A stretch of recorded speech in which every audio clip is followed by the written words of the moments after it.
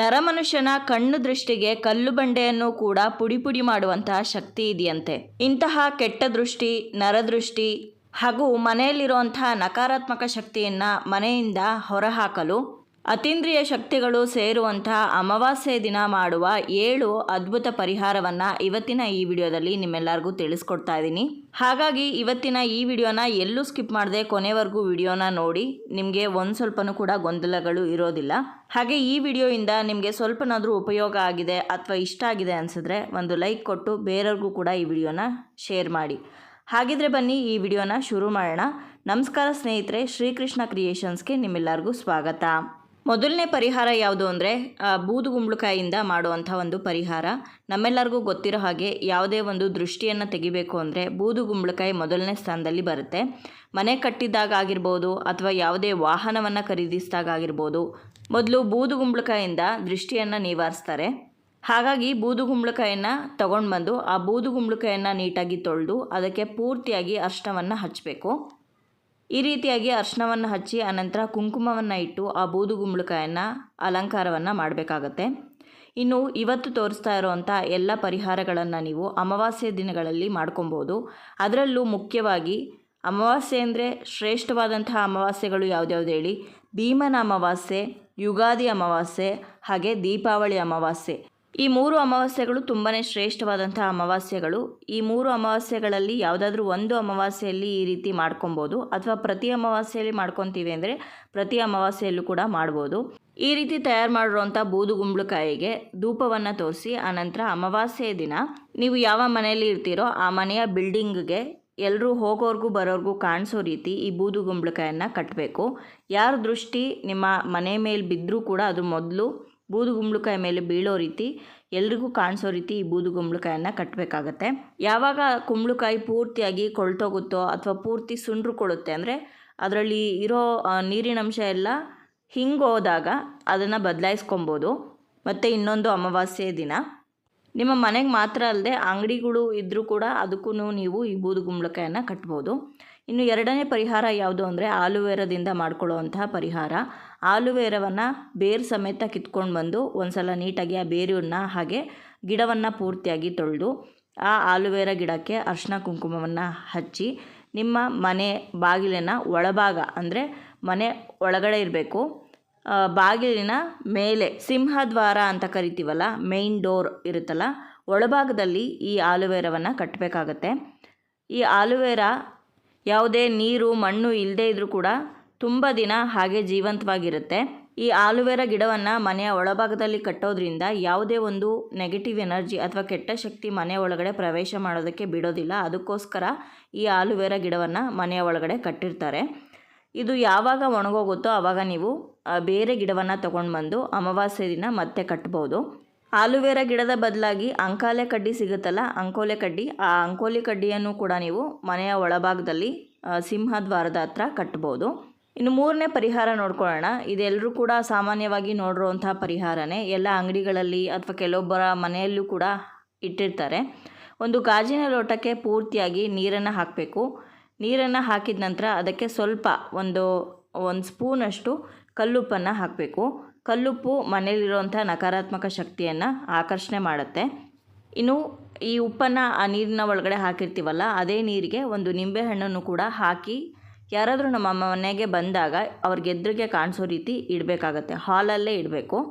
ಈ ನೀರಿನ ಒಳಗಡೆ ಹಾಕ್ತಾ ಇರುವಂಥ ನಿಂಬೆಹಣ್ಣು ಗಾಳಿಯಲ್ಲಿರುವಂಥ ಆಮ್ಲೀಯತೆಯನ್ನು ಕಡಿಮೆ ಮಾಡುತ್ತೆ. ಜೊತೆಗೆ ಯಾರಾದರೂ ದೃಷ್ಟಿ ನಮ್ಮ ಮೇಲೆ ಬಿದ್ದರೆ ಅಥವಾ ನಮ್ಮ ಮನೆ ಮೇಲೆ ಬಿದ್ದರೂ ಕೂಡ ಆ ದೃಷ್ಟಿಯನ್ನು ಆಕರ್ಷಣೆ ಮಾಡ್ಕೊಳ್ಳುವಂಥ ಶಕ್ತಿಯನ್ನು ಈ ನಿಂಬೆಹಣ್ಣು ಹೊಂದಿದೆ. ಹಾಗಾಗಿನೇ ಯಾರ ಕೆಟ್ಟ ದೃಷ್ಟಿಯೂ ಕೂಡ ನಮ್ಮ ಮನೆ ಮೇಲೆ ಬೀಳಬಾರ್ದು ಅಥವಾ ನಮ್ಮ ಅಂಗಡಿ ಮೇಲೆ ಬೀಳಬಾರ್ದು ಅಂತ ಈ ರೀತಿಯಾಗಿ ಸುಮಾರು ಅಂಗಡಿಗಳಲ್ಲಿ ಇಟ್ಟಿರೋದನ್ನು ನೀವು ನೋಡಿರ್ತೀರ. ಈ ನಿಂಬೆಹಣ್ಣು ಚೆನ್ನಾಗಿದ್ದರೆ, ಏನು ಕೊಳ್ತೋಗಿರಲಿಲ್ಲ ಅಂತಂದರೆ ಅಮಾವಾಸ್ಯೆ ದಿನ ನೀವು ಚೇಂಜ್ ಮಾಡ್ಬೋದು ನಿಂಬೆಹಣ್ಣನ್ನು. ನೀರನ್ನು ಮಾತ್ರ ವಾರಕ್ಕೆ 1 ಸಲ ಅಥವಾ 2 ಸಲ ಚೇಂಜ್ ಮಾಡ್ತಾ ಇರಬೇಕು. ನಿಂಬೆಹಣ್ಣು ಹಾಳಾಗಿದ್ದರೆ ಮತ್ತೆ ಚೇಂಜ್ ಮಾಡಿ ಬೇರೆದನ್ನು ನೀವು ಹಾಕ್ಬೋದು.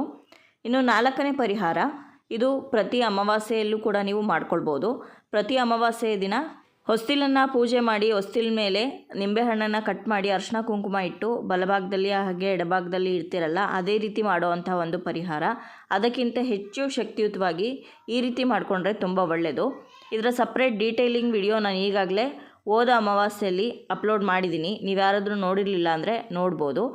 2 ಮಣ್ಣಿನ ದೀಪಗಳನ್ನ ತಗೊಂಡು ಆ ಮಣ್ಣಿನ ದೀಪಗಳನ್ನ ನೀಟಾಗಿ ತೊಳೆದು ಆ ಮಣ್ಣಿನ ದೀಪಗಳಿಗೆ ಅರಿಶಿನವನ್ನು ಪೂರ್ತಿಯಾಗಿ ಹಚ್ಚಿ ಅರಿಶಿನ ಕುಂಕುಮವನ್ನು ಇಟ್ಟು ಅಲಂಕಾರವನ್ನು ಮಾಡ್ಕೋಬೇಕು. ಈ ರೀತಿಯಾಗಿ ನೋಡಿ, ಈ ರೀತಿಯಾಗಿ 2 ದೀಪಗಳನ್ನ ತಯಾರು ಮಾಡ್ಕೊಂಡಿದ ನಂತರ ಈ ದೀಪಗಳಿಗೆ ಉಪ್ಪನ್ನು ಹಾಕಬೇಕು, ಕಲ್ಲುಪ್ಪು. 2 ದೀಪಗಳಿಗೂ ಒಂದೊಂದು ಸ್ಪೂನಷ್ಟು ಕಲ್ಲುಪ್ಪನ್ನು ಹಾಕ್ಕೊಂಡಿದ ನಂತರ ಒಂದು ನಿಂಬೆಹಣ್ಣನ್ನು ತಗೊಂಡು ಆ ನಿಂಬೆಹಣ್ಣನ್ನು ಅರ್ಧ ಭಾಗಕ್ಕೆ ಕಟ್ ಮಾಡಿ 1 ಹೋಳು ನಿಂಬೆಹಣ್ಣಿಗೆ ಅರಿಶಿನವನ್ನು ಹಚ್ಚಬೇಕು, ಮತ್ತೊಂದು ಹೋಳು ನಿಂಬೆಹಣ್ಣಿಗೆ ಕುಂಕುಮವನ್ನು ಹಚ್ಚಿ ಉಪ್ಪಿನ ಮೇಲೆ ಇಟ್ಕೊಬೇಕು. ನಿಂಬೆಹಣ್ಣ ಕಟ್ ಮಾಡುವಾಗ ಮನೆಗೆ ಪೂರ್ತಿಯಾಗಿ ನೀವಾಳಿಸಿ, ಅಂದರೆ ಹೊಸ್ತಿಲ ಹತ್ರ ನಿಂಬೆಹಣ್ಣನ್ನು ಮನೆಗೆ ನೀವಾಳಿಸಿ ಆನಂತರ ಹೊಸ್ತಿಲ ಮೇಲೆ ಇಟ್ಕೊಂಡು ಆ ನಿಂಬೆಹಣ್ಣನ್ನು ಕಟ್ ಮಾಡಿ ಆನಂತರ ಈ ರೀತಿ ಅರಿಶಿನ ಕುಂಕುಮವನ್ನು ಹಚ್ಚಿ ಈ ಉಪ್ಪಿನ ಮೇಲೆ ಇಡಬೇಕಾಗತ್ತೆ. ಈ ರೀತಿ ತಯಾರು ಮಾಡಿರುವಂಥ ಉಪ್ಪು ಹಾಗೆ ನಿಂಬೆಹಣ್ಣನ್ನು ನೀವು ಹೊಸ್ತಿಲಿನ ಬಲಭಾಗ ಹಾಗೆ ಎಡಭಾಗದಲ್ಲಿ ಇಡ್ಬೋದು. 5ನೇ ಪರಿಹಾರ ಯಾವುದು ಅಂತ ನೋಡ್ಕೊಳ್ಳೋಣ. ಈ ಪರಿಹಾರವನ್ನು ಮನೆಯಲ್ಲಿರುವಂಥ ನಕಾರಾತ್ಮಕ ಶಕ್ತಿಯನ್ನು ಕಡಿಮೆ ಮಾಡೋದಕ್ಕೆ ಮಾಡುವಂತಹ ಪರಿಹಾರ. ಒಂದು ಗಾಜಿನ ಬಟ್ಲನ್ನು ತಗೋಬೇಕು. ಆ ಗಾಜಿನ ಬೌಲ್ ಒಳಗಡೆ ಉಪ್ಪನ್ನು ಹಾಕೋಬೇಕು, ಕಲ್ಲುಪ್ಪನ್ನು ಹಾಕಬೇಕು. ಯಾವುದೇ ಉಪ್ಪಿನ ಪರಿಹಾರ ತೋರಿಸಿದಾಗ ಕಲ್ಲುಪ್ಪನ್ನೇ ಬಳಸಿ, ಪುಡಿ ಉಪ್ಪನ್ನು ಬಳಸೋದಕ್ಕೆ ಹೋಗಬೇಡಿ. ಈ ಕಲ್ಲುಪ್ಪನ್ನು ಆ ಬಟ್ಲಿನ ತುಂಬ ಹಾಕ್ಕೊಂಡಿದ ನಂತರ ಉಪ್ಪಿನ ಮೇಲೆ ಲವಂಗವನ್ನು ಇಡಬೇಕು. ಲವಂಗವನ್ನು ಬಳಸುವಾಗ ಲವಂಗದ ಮೊಗ್ಗು ಅಂದರೆ ಮೇಲ್ಗಡೆ ರೌಂಡಾಗಿ ಕಾಣಿಸುತ್ತಲ್ಲ, ಅದು ಇರೋವಂಥ ಲವಂಗಗಳನ್ನೇ ಬಳಸಬೇಕು. 7 ಲವಂಗಗಳನ್ನ ಈ ಉಪ್ಪಿನ ಮೇಲೆ ಇಟ್ಟು ಈ ಉಪ್ಪಿನ ಬಟ್ಲು ನಾವೇನು ಹಾಕಿದ್ದೀವಲ್ಲ ಅದನ್ನು ಯಾರಿಗೂ ಕಾಣಿಸ್ದೇ ಇರೋ ರೀತಿ ಬಾಗಿಲಿಂದೆ ಆಗಿರ್ಬೋದು ಅಥವಾ ಮಂಚದ ಕೆಳಗಾಗಿರ್ಬೋದು ಅಥವಾ ನಿಮ್ಮ ಬಾತ್ರೂಮ್ಗಳಲ್ಲಾಗಿರ್ಬೋದು ಇಡಬೇಕು. ಈ ಉಪ್ಪು ಮನೆಯಲ್ಲಿ ಇರ್ತಕ್ಕಂತಹ ಎಲ್ಲ ನಕಾರಾತ್ಮಕ ಶಕ್ತಿಯನ್ನು ಅಟ್ರ್ಯಾಕ್ಟ್ ಮಾಡುತ್ತೆ. ಹಾಗಾಗಿ ಈ ಪರಿಹಾರವನ್ನು ಪ್ರತಿ ಅಮಾವಾಸ್ಯೆ ದಿನ ಮಾಡಬೇಕಾಗತ್ತೆ. ಈ ಎಲ್ಲ ಪರಿಹಾರಗಳಿಗೆ ಬಳಸಿರುವಂಥ ಉಪ್ಪನ್ನು ನೀರಿನಲ್ಲಿ ಕರಗಿಸಿ ನಿಮ್ಮ ಸಿಂಕಲ್ಲಿ ಹಾಕ್ಬಿಡಿ. ಇನ್ನು 6ನೇ ಪರಿಹಾರ, ಇದು ಕೂಡ ನಿಂಬೆಹಣ್ಣಿನಿಂದ ಮಾಡ್ಕೊಳ್ಳುವಂಥ ಒಂದು ಪರಿಹಾರ. ಒಂದು ನಿಂಬೆಹಣ್ಣನ್ನು ತಗೊಂಡು ಅದನ್ನು ಅರ್ಧ ಭಾಗವಾಗಿ ಕಟ್ ಮಾಡಿ ಈ ಕಟ್ ಮಾಡಿರುವಂಥ ನಿಂಬೆಹಣ್ಣಿನ ಹೋಳುಗಳಿಗೆ 7 ಲವಂಗಗಳನ್ನ ಚುಚ್ಚಬೇಕು. ಈ ಪರಿಹಾರವನ್ನು ಆರೋಗ್ಯ ಸಮಸ್ಯೆಗಳು ಮನೆಯಲ್ಲಿ ಹೆಚ್ಚಾಗಬಾರ್ದು ಅಂತ ಮಾಡ್ಕೊಳ್ಳೋವಂಥದ್ದು. ಮನೆಯಲ್ಲಿ ಅವಾಗವಾಗ ಯಾರಿಗಾದ್ರೂ ಹುಷಾರಿಲ್ದಂಗಾದರೆ ಖಂಡಿತವಾಗ್ಲೂ ಈ ರೀತಿ ಪರಿಹಾರವನ್ನು ಮಾಡ್ಕೊಂಡು ನೋಡಿ. ಕೆಲವೊಂದು ಸಲ ಮನೆಯಲ್ಲಿ ನಕಾರಾತ್ಮಕ ಶಕ್ತಿ ಅಥವಾ ಯಾರಾದರೂ ಕೆಟ್ಟದ್ದು ಮಾಡಿಸಿದ್ರೂ ಕೂಡ ಹುಷಾರಿಲ್ಲದೆ ಆಗ್ತಾ ಇರುತ್ತೆ, ಪದೇ ಪದೇ ಆರೋಗ್ಯ ಸಮಸ್ಯೆಗಳು ಕಾಡ್ತಾ ಇರುತ್ತೆ. ಅಂಥವರು ಖಂಡಿತವಾಗ್ಲೂ ಈ ರೀತಿ ಅಮಾವಾಸ್ಯೆ ದಿನ ನಿಂಬೆಹಣ್ಣನ್ನು ಕಟ್ ಮಾಡಿ 7 ಲವಂಗಗಳನ್ನು ಆ ನಿಂಬೆಹಣ್ಣಿಗೆ ಚುಚ್ಚಿ, ಯಾರು ಪದೇ ಪದೇ ಆರೋಗ್ಯ ಸಮಸ್ಯೆಗಳಿಂದ ಬಳಲ್ತಾ ಇರ್ತಾರೋ ಅವರು ಮಲಗುವಂಥ ಕೋಣೆಯಲ್ಲಿ ಇಟ್ಟರೆ ತುಂಬ ಒಳ್ಳೆಯದು.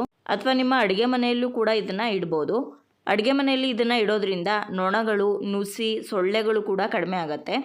ಇನ್ನು ಕೊನೆಯ ಪರಿಹಾರ ಅಂದರೆ 7ನೇ ಪರಿಹಾರ ಯಾವುದು ಅಂತಂದರೆ, ಮನೆಯ ಮುಖ್ಯದ್ವಾರ ಅಥವಾ ಸಿಂಹದ್ವಾರ ಅಂತ ಏನು ಕರಿತೀವಿ, ಆ ಮನೆಯ ಮುಖ್ಯದ್ವಾರವನ್ನು ನೀಟಾಗಿ ಒರೆಸಿ ದ್ವಾರದ ಮೇಲೆ ಓಂ, ಸ್ವಸ್ತಿಕ್ ಹಾಗೆ ತ್ರಿಶೂಲದ ಚಿಹ್ನೆಗಳನ್ನು ನಿಮ್ಮ ಸಿಂಹದ್ವಾರದ ಮೇಲೆ ಅರಿಶಿನವನ್ನು ನೀರಿನಲ್ಲಿ ಸ್ವಲ್ಪ ಕಲಿಸ್ಕೊಂಡಾದರೂ ಬರಿಬೋದು, ಅಥವಾ ಗಂಧದ ಪೇಸ್ಟನ್ನು ತಯಾರು ಮಾಡಿಕೊಂಡು ಅದರಿಂದನಾಗಲಿ ನೀವು ಬರೆದು ಆ ಚಿಹ್ನೆಗಳಿಗೆ ಅರಿಶಿನ ಕುಂಕುಮವನ್ನು ಇಡಬೇಕಾಗತ್ತೆ.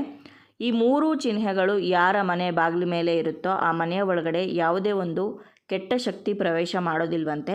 ಹಾಗಾಗಿ ಪ್ರತಿಯೊಬ್ಬರ ಮನೆಯಲ್ಲೂ ಕೂಡ ಈ ರೀತಿ ಅಮಾವಾಸ್ಯೆ ದಿನ ಈ 3 ಚಿಹ್ನೆಗಳನ್ನು ಬರೆದು ಬಾಗಿಲಿಗೆ ಪೂಜೆಯನ್ನು ಮಾಡಿ ಧೂಪವನ್ನು ತೋರಿಸಿ. ಈಗಷ್ಟೇ ಆ 3 ಚಿಹ್ನೆಗಳನ್ನು ಬರೆದಿರೋದ್ರಿಂದ ಅಷ್ಟು ನೀಟಾಗಿ ಅದು ಕಾಣಿಸ್ತಾ ಇಲ್ಲ. ಇನ್ನು ಸ್ವಲ್ಪ ಹೊತ್ತು ಒಣಗಿದ ಮೇಲೆ ನೀಟಾಗಿ ಕಾಣಿಸುತ್ತೆ. ಇನ್ನು ನಾವು ಯಾವ್ಯಾವ ಪರಿಹಾರಗಳನ್ನು ಮಾಡಿದೀವೋ ಆ ಪರಿಹಾರಗಳಿಗೆಲ್ಲದಕ್ಕೂ ಕೂಡ ಆರತಿಯನ್ನು ತೋರಿಸಿ ಆನಂತರ ಸಾಂಬ್ರಾಣಿ ಧೂಪವನ್ನು ತೋರಿಸ್ಬೇಕು. ಸಾಂಬ್ರಾಣಿ ಧೂಪವನ್ನು ತೋರಿಸಿದ ನಂತರ ನಾನು ಯಾವ್ಯಾವುದನ್ನು ಎಲ್ಲೆಲ್ಲಿ ಇಡಬೇಕು ಅಂತ ಹೇಳಿದ್ದೀನೋ ಅಥವಾ ಎಲ್ಲೆಲ್ಲಿ ಕಟ್ಟಬೇಕು ಅಂತ ಹೇಳಿದ್ದೀನೋ ಅಲ್ಲಲ್ಲಿ ನೀವು ಈ ಎಲ್ಲ ಪರಿಹಾರಗಳನ್ನು ಮಾಡ್ಕೊಬೋದು. ಈ ಪರಿಹಾರನ ಮಾಡಿಕೊಳ್ಳೋದಕ್ಕೆ ಇದೇ ಸಮಯ ಅಂತ ಏನೂ ಇಲ್ಲ. ಅಮಾವಾಸ್ಯೆ ದಿನ ಯಾವ ಸಮಯದಲ್ಲಿ ನಿಮಗೆ ಸಮಯ ಸಿಗುತ್ತೋ ಆ ಸಮಯದಲ್ಲಿ ಮಾಡ್ಬೋದು. ಯಾರ್ದಾದ್ರೂ ಕೆಟ್ಟ ದೃಷ್ಟಿ ನಮ್ಮ ಮೇಲೆ ಬಿದ್ದರೆ ಮನೆ ಏಳಿಗೆ ಅನ್ನೋದೇ ಆಗೋದಿಲ್ಲ. ಪದೇ ಪದೇ ಜಗಳಗಳಾಗ್ತಾ ಇರುತ್ತೆ, ಮನಸ್ತಾಪಗಳಾಗ್ತಾ ಇರುತ್ತೆ, ಆರೋಗ್ಯ ಸಮಸ್ಯೆಗಳು ಕೂಡ ಶುರುವಾಗತ್ತೆ, ಹಣಕಾಸಿನ ಅಭಾವ ಕೂಡ ತುಂಬಾ ಜಾಸ್ತಿ ಆಗತ್ತೆ. ಹಾಗಾಗಿ ಪ್ರತಿಯೊಬ್ಬರು ಕೂಡ ವಿಶೇಷ ಅಮಾವಾಸ್ಯೆಗಳಲ್ಲಿ ಈ ರೀತಿ ಪರಿಹಾರ ಮಾಡ್ಕೊಳ್ಳೋದ್ರಿಂದ ಅವ್ರ ಮನೆಯಲ್ಲಿ ನಕಾರಾತ್ಮಕ ಶಕ್ತಿ ಕಡಿಮೆ ಆಗಿ ಮನೆ ಲಕ್ಷ್ಮೀ ಕಳೆಯಿಂದ ಕೂಡಿರುತ್ತೆ. ನೋಡಿದ್ರಲ್ವ ಸ್ನೇಹಿತರೆ, ಇವತ್ತಿನ ಈ ವಿಡಿಯೋದಲ್ಲಿ ಅಮಾವಾಸ್ಯೆ ದಿನ ಮಾಡ್ಕೊಳ್ಳೋ ಅಂಥ 7 ಅದ್ಭುತ ಪರಿಹಾರಗಳನ್ನು ತಿಳಿಸ್ಕೊಟ್ಟಿದ್ದೀನಿ. ಈ ವಿಡಿಯೋ ನಿಮ್ಮೆಲ್ಲರಿಗೂ ಇಷ್ಟ ಆಗಿರ್ಬೋದು, ಯೂಸ್ಫುಲ್ ಆಗಿರ್ಬೋದು ಅಂತ ಭಾವಿಸ್ತೀನಿ. ಈ ವಿಡಿಯೋ ಇಷ್ಟ ಆಗಿದ್ರೆ ಲೈಕ್ ಮಾಡಿ, ಬೇರೆಯವ್ರಿಗೂ ಕೂಡ ಈ ವಿಡಿಯೋನ ಶೇರ್ ಮಾಡಿ, ಅವ್ರಿಗೂ ಕೂಡ ಈ ವಿಡಿಯೋದಿಂದ ಹೆಲ್ಪ್ ಆಗ್ಬೋದು. ಹಾಗೆ ನಿಮ್ಮ ಅನಿಸಿಕೆ ಅಭಿಪ್ರಾಯಗಳನ್ನ ಖಂಡಿತವಾಗ್ಲೂ ಕಮೆಂಟಲ್ಲಿ ಬರೆದು ತಿಳಿಸೋದನ್ನು ಮರಿಬೇಡಿ. ಮತ್ತೊಂದು ಪೂಜಾ ಮಾಹಿತಿಯೊಂದಿಗೆ ನಿಮ್ಮನ್ನ ಮತ್ತೆ ಭೇಟಿ ಆಗ್ತೀನಿ. ಅಲ್ಲಿಯವರೆಗೂ ಧನ್ಯವಾದಗಳು. ಲೋಕ ಸಮಸ್ತ ಸುಖಿನೋ ಭವಂತು.